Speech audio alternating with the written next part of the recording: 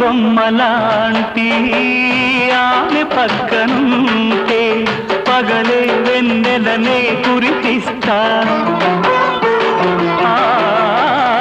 నీడలాగా నాతో ఏడడుగులు సాగితే ఇలలో స్వర్గం నే సృష్టిస్తా రసరమ్యం ఆ రాగ విలాసం రసరమ్యం ఆ రాగ విలాసం వసివాడదు అది ఆ జన్మాంతం అందమైన నా ఊహల మేడకు ఆవిడమణి దీపం అంది అందని నాశలకు ఆమె ప్రతిరూపం ఆ తలపే